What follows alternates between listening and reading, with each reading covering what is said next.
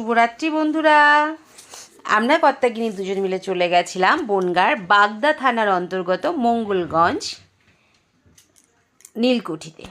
এই নীলকুঠিটা কিন্তু একটা ভৌতিক হেরিটেজ হাউস, কারণ এখানকার মানুষজন বলে এখানে নাকি ভূতের আনাগোনা আছে। তো যাই হোক, আমরা দুজন মিলে পৌঁছে গেছিলাম।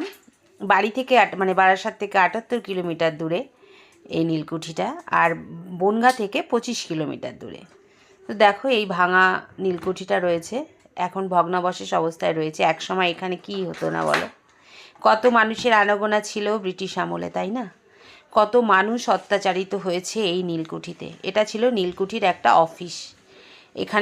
এটা ছিল একটা বাণিজ্য কেন্দ্র, কারণ পাশে তো ইছামতি নদী, জানোই। এটা ছিল একটা বাণিজ্য কেন্দ্র।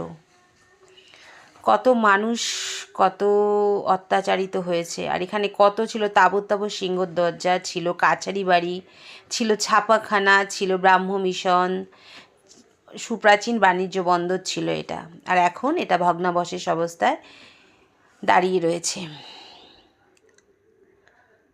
একটা ঐতিহাসিক নিদর্শন রূপে, তাই না বলো? তবে নীলকুঠির একটা ঘরকে দেখলাম, এখানকার মানুষেরা একটা ডাকঘর করেছে। আর পুরো দেখো ভাঙা, দেখতে পাচ্ছ, ভাঙাচোরা চতুর্দিকে। এর ভেতরে নাকি সুড়ঙ্গ ছিল। এই যে নীলকুঠির যে জমিদার ছিল, জমিদার ছিলেন বাংলাদেশের। উনি ওই ব্রিটিশ আমলে বাংলাদেশ থেকে এদেশে চলে এসেছিলেন বাড়িতে কোনো একটা কারণে, যা মাঝি কাকুর কাছে শুনলাম।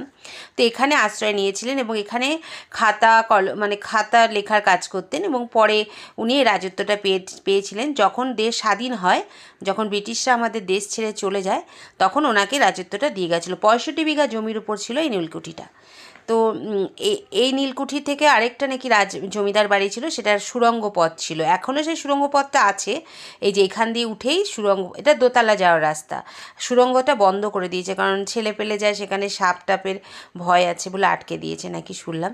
তো তোমরা একদিন গিয়ে ঘুরে আসতেই পারো বনগাঁর বাগদার কাছে এই মঙ্গলগঞ্জে নীলকুঠিতে। আর পাশে রয়েছে ইছামতি নদী। ইছামতি নদী পার হয়ে গেলেই হচ্ছে পারমাদান অভয়ারণ্য, যেটাকে বিভূতিভূষণ অভয়ারণ্য বলা হয়। এর ফুল ভিডিওটা রইল আমার চ্যানেলে, অবশ্যই সেটা ভিজিট করো, আশা করি ভালো লাগবে। আর একদিন পারলে গিয়ে ঘুরে এসো। কারা কারা গেছে কমেন্ট করে জানিও। আমাদের তো ভীষণ ভালো লেগেছে, আর ফুল ভিডিওটা দেখারও অনুরোধ রইল। সবাই ভালো থেকো, সুস্থ থেকো, শুভরাত্রি। আবার দেখা হবে নতুন একটা ভিডিওতে, নতুন একটা জায়গায়। শুভরাত্রি।